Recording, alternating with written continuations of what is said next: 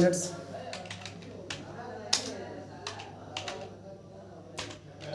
तो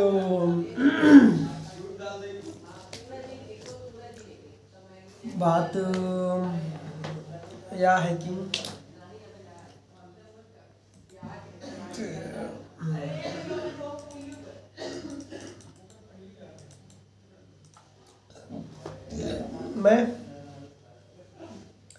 मैं वीडियो बनाता हूँ। किस लिए मैं वीडियो बनाता हूँ?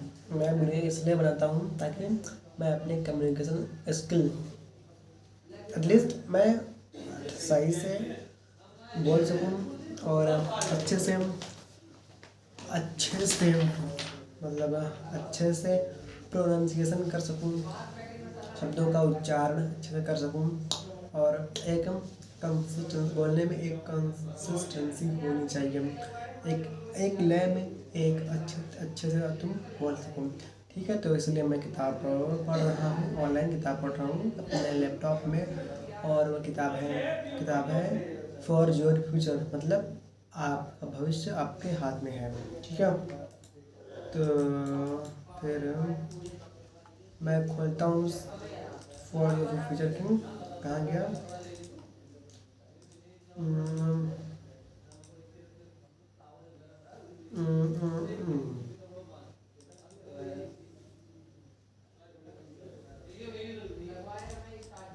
माय गॉड, ये क्या हो रहा है भाई?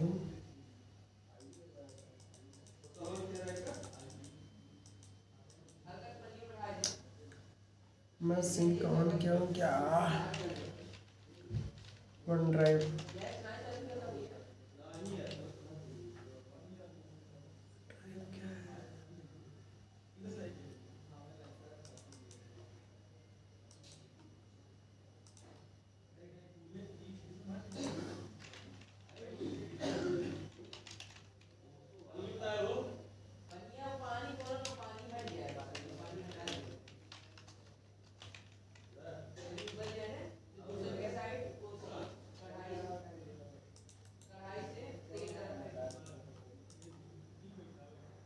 सब में है।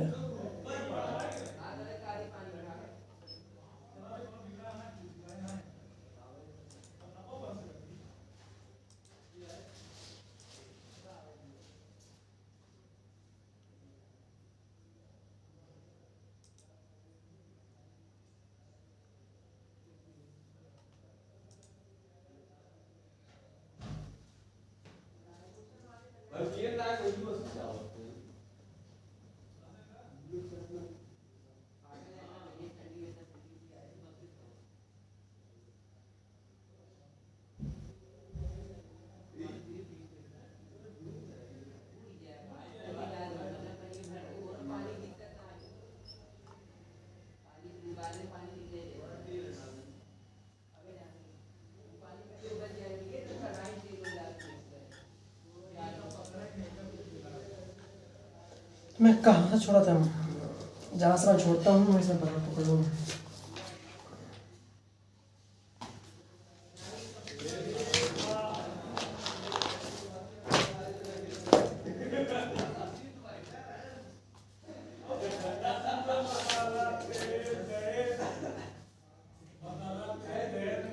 एट्टी एट पेज पे मैंने 88 पेज तक पढ़ चुका हूँ, तो फिर मैं वहाँ से शुरू करूँगा 88 पेज से। 88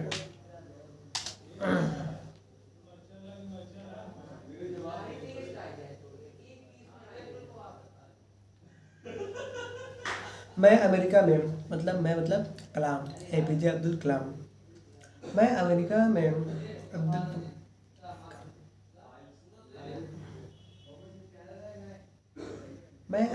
में अफ्रीकी मूल के नागरिकों के अधिकारों के आंदोलन के नेता मार्टिन लूथर किंग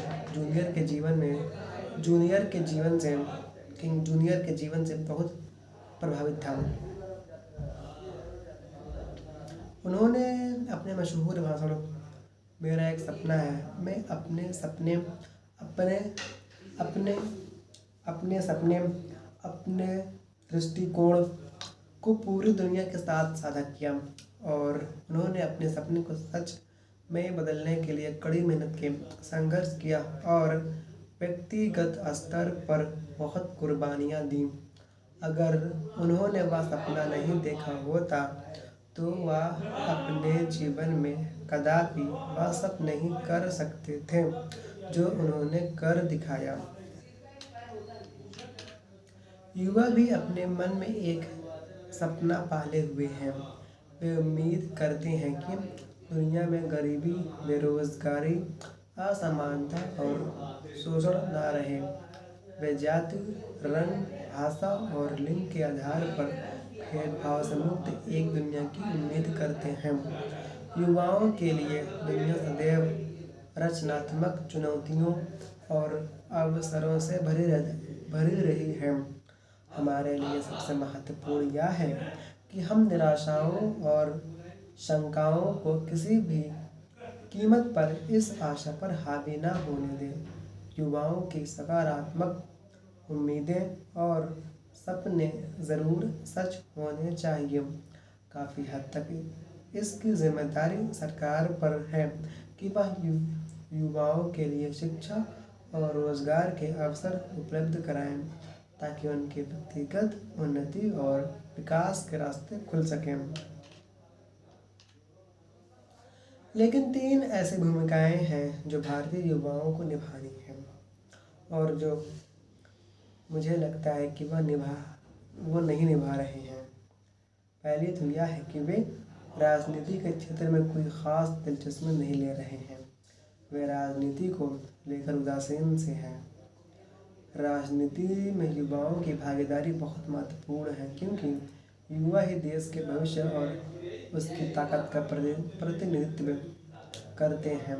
युवाओं के पास जो सबसे बड़ी ताकत है वह है समस्याओं को पहचानने और उनके समाधान सुझाने की उनकी क्षमता। सामाजिक आंदोलनों में यह क्षमता एक बहुत मजबूत ताकत सिद्ध हो सकती है। मेरे फेसबुक पेज पर 90% लोग युवा हैं और उनमें भी अधिकांश हाई स्कूल के विद्यार्थी और कॉलेज जाने वाले छात्र हैं। वे अपने आसपास के लोगों को शिक्षित करके उन्हें उच्च स्तर के बौद्धिक क्षमता हासिल करने और उन्हें ज़्यादा उपयोगी बनाने में मदद कर सकते हैं।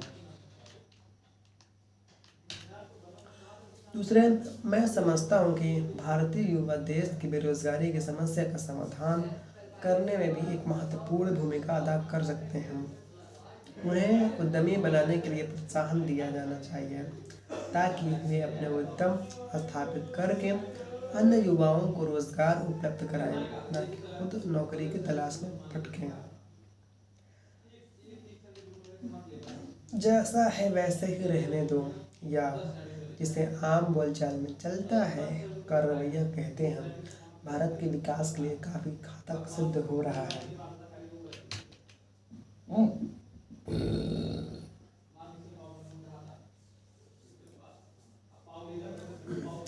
युवाओं की तीसरी समस्या है चीज़ें, स्थितियों व राजनीति के प्रति उनका उदासीन रवैया।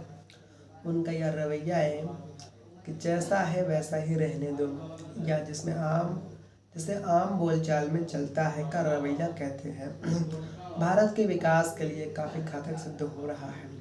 लोगों में बदलाव लाने की भावना का न होना हमारे देश के विकास के मार्ग में सबसे बड़ी बाधा है। अब यही समय है कि युवा अपनी भूमिका, अपने कर्तव्यों और अपने उत्तरदायित्वों को समझें और अपने अधिकारों के लिए खड़े हों। युवा मानव शक्ति और आकांक्षाओं के चरम का प्रतीक है। इन युवाओं को कभी भी समझौते की स्थिति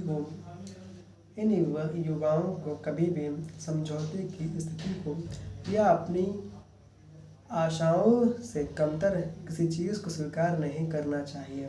वह समाज जो युवाओं को ऐसी स्थितियों को स्वीकार करने पर मजबूर करता है और उनकी आकांक्षाओं पर अपने सिद्धांतों का बोझ लाद देता है, वही कभी कनप नहीं सकता, मतलब कभी पनप नहीं सकता। युवाओं को अपनी मजबूती और अपनी ताकत को महसूस करना चाहिए और उसे समाज व देश की बेहतरी के लिए पूरी समझदारी से उपयोग करना चाहिए। युवाओं को समझौते की स्थिति हो या अपनी आशाओं से कमतर किसी चीज़ को स्वीकार नहीं करना चाहिए। वह समाज जो युवाओं को ऐसी स्थितियों को स्वीकार करने पर मजबूर करता है और उनकी आकांक्षाओं पर अपने सिद्धांतों का बोझ लाद देता है, कभी पनप नहीं सकता।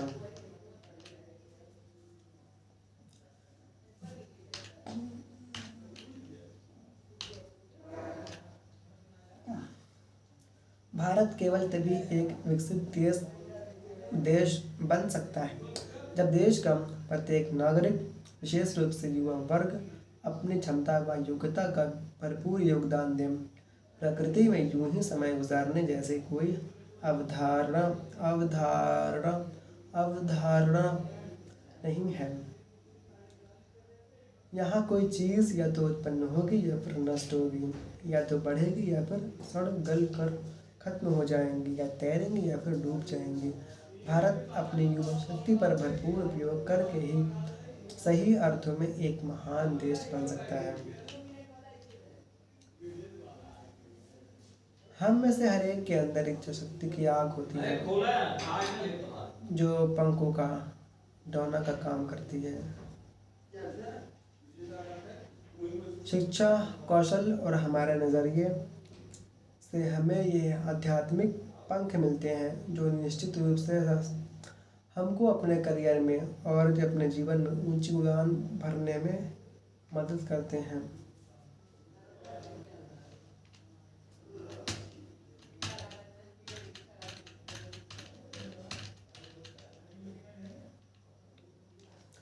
क्षमता है मुझ में जन्म से, अच्छाई और विश्वास है मुझ में जन्म से, कल्पनाएं हैं और सपने हैं जन्म से, कल्पनाएं हैं और सपने हैं जन्म से, महान बनने के गुण है मुझ में जन्म से, आत्मविश्वास है मुझ में जन्म से, साहस है मुझ में जन्म से, समस्याओं पर जीत दर्ज कर पाऊंगा, सफलता है पंख मेरे, जन्म से नहीं जन्मा हूँ मैं, जन्म से नहीं जन्म से नहीं जन्मा हूँ मैं, रंगने के लिए मेरे पास पंख है।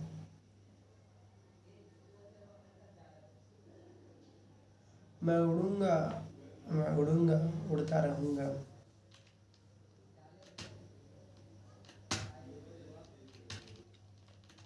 बेहतर समाज की ओर।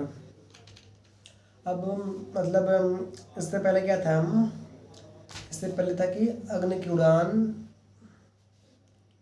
तो अग्नि की उड़ान जो मतलब चैप्टर का नाम है, मान लो तो आप उसको चैप्टर नेम बोल सकते हो। तो अग्नि की उड़ान खत्म हो गई है। आगे का जो चैप्टर है, मतलब आगे किस चीज़ के बारे में कहा गया है, आगे APJ अब्दुल कलाम क्या कहना चाहते हैं, क्या सिद्धांत अपना देना चाहते हैं, एक इस बुक को लिखने का उनका पर्पस क्या है। तो आगे वो एक्सप्लेन करते हैं कि समाज की ओर, मतलब समाज की तरफ, समाज को और कैसे डेवलप किया जा सकता है, समाज को एक बेहतर समाज कैसे बनाया जा सकता है। ठीक है, तो आगे हम उसके बारे में डिस्कस करेंगे। ठीक है,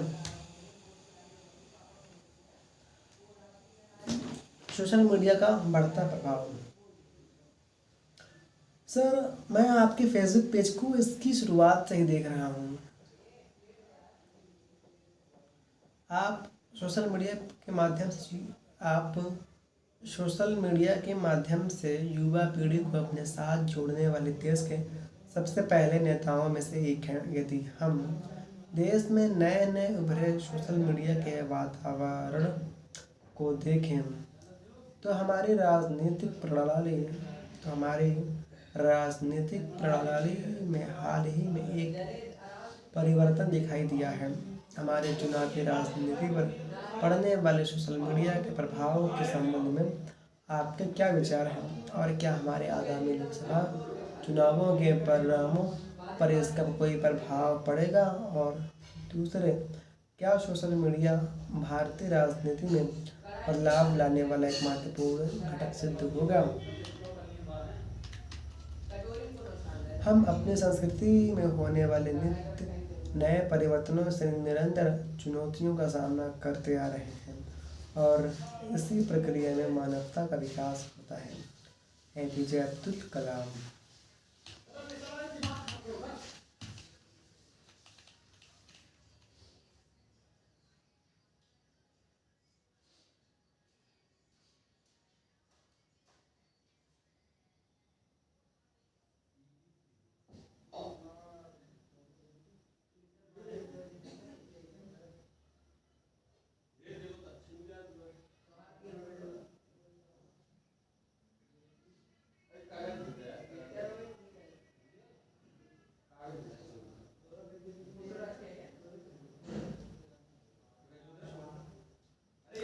सोशल मीडिया सूचना में एक महत्वपूर्ण माध्यम के रूप में उभर कर सामने आया है, और इसने जनता के विचारों को प्रसारित करने और लोगों को, विशेष रूप से युवाओं को, राजनीतिक और सामाजिक गतिविधियों में भाग लेने हेतु प्रोत्साहित करने के नए तरीकों को जन्म दिया है।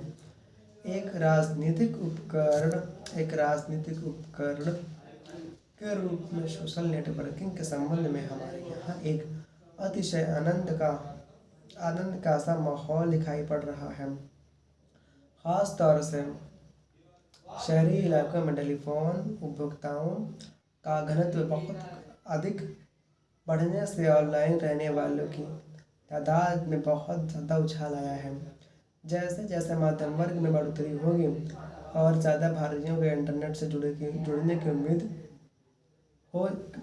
की उम्मीद की जा सकती है।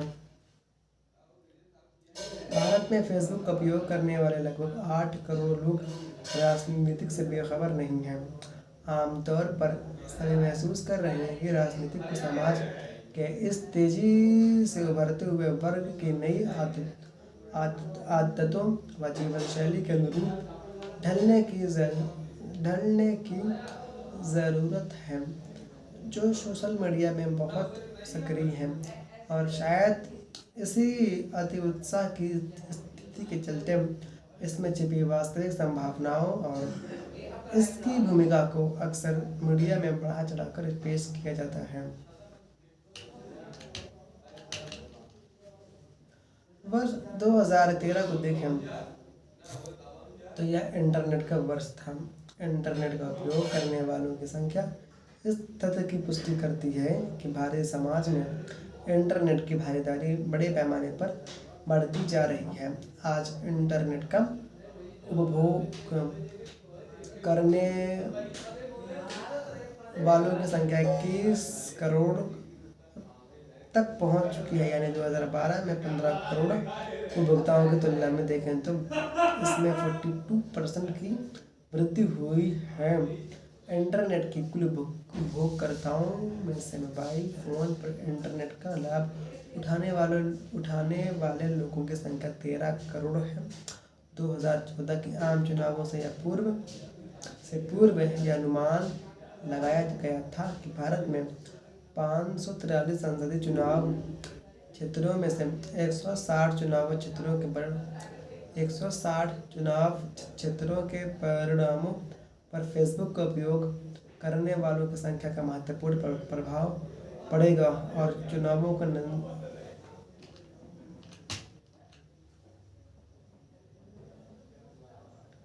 अच्छा हाँ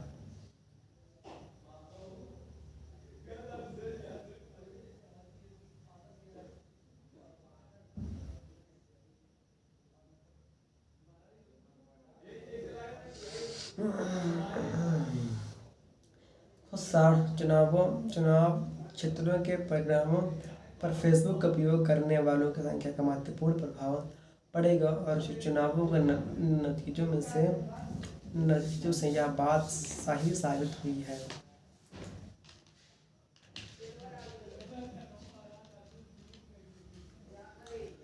मैं समझता हूँ कि इन आम चुनावों में कुल सीटों की 30 से 40% सीटों के नेताओं पर सोशल मीडिया पर असर ज़रूर पड़ा है।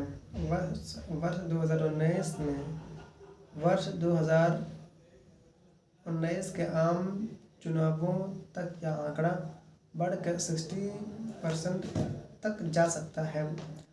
कई चुनाव क्षेत्रों में सोशल मीडिया का स्थान चुनाव प्रचार और विज्ञापन के पारंपरिक तरीकों को पीछे छोड़ संचार माध्यमों के शीर्ष 3 स्थानों में से एक रहा।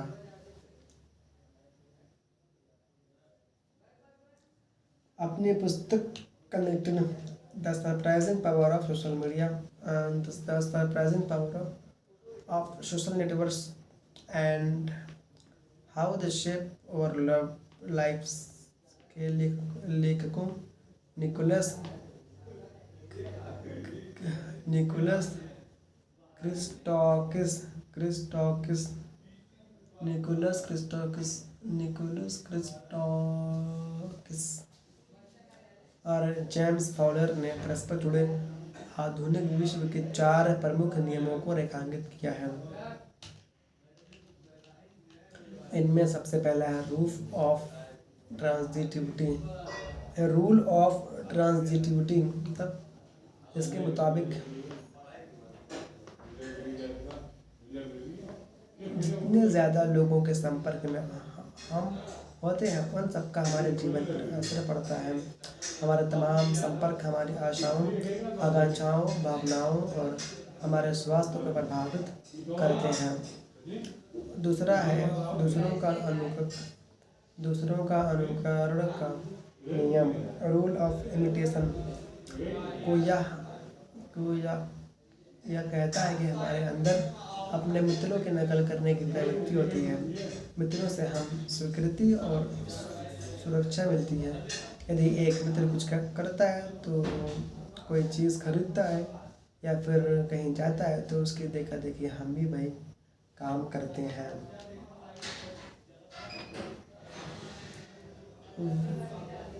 तीसरा नियम है rule of imitation, rule of transitivity, rule of imitation and rule of echo, जिसके मुताबिक हम सिर्फ अपने मित्रों से ही प्रभावित नहीं होते हैं बल्कि अपने मित्रों के मित्रों और उनके मित्रों तक से प्रभावित होते हैं।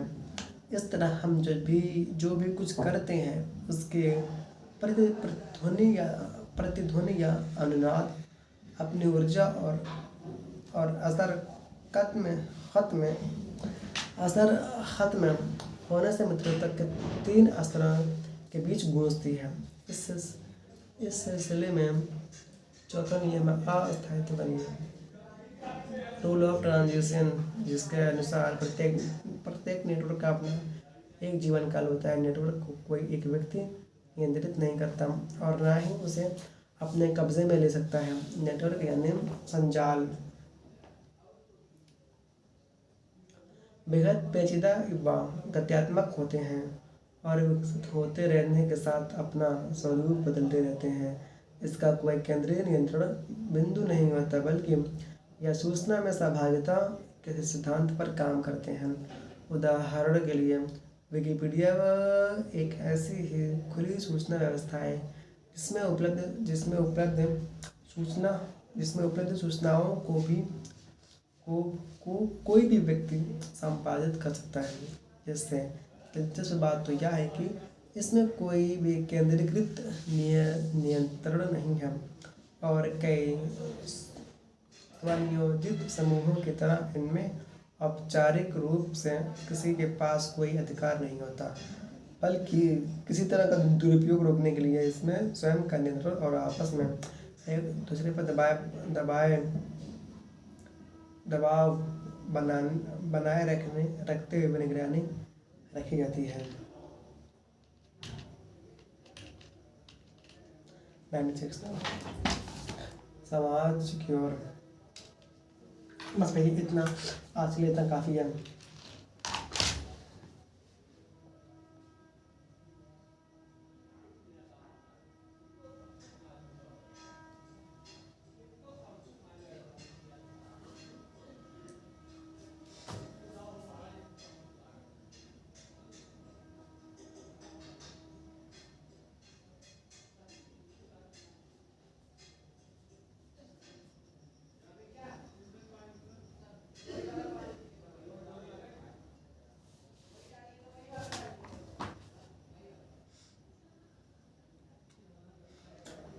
तो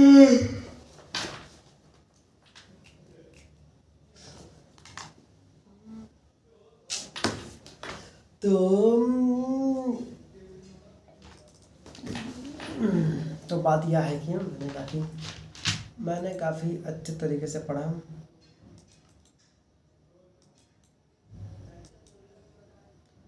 तो देखो, एपीजे अब्दुल कलाम की किताब आपका भविष्य आपके हाथ में, बहुत अच्छी किताब है। बहुत सारे इसमें चीज़ें सीखने को मिलती हैं।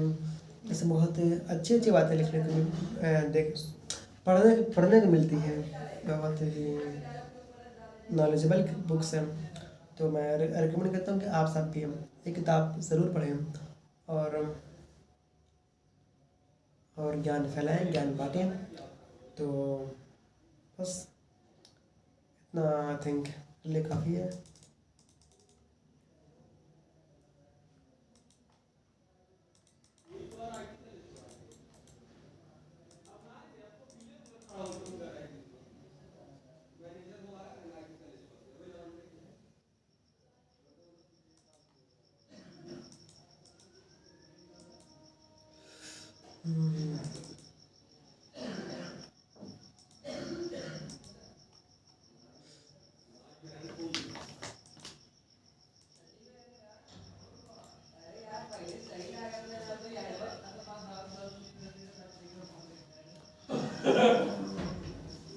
That's good.